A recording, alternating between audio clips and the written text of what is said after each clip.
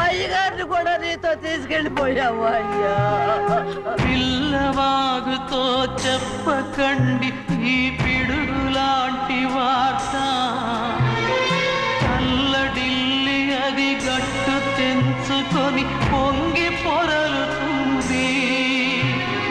చెరుకు తోటతో చెప్పకండి ఈ కటిక చేదు మాట, పెళ్ళుమని మొదలు విరిగి అది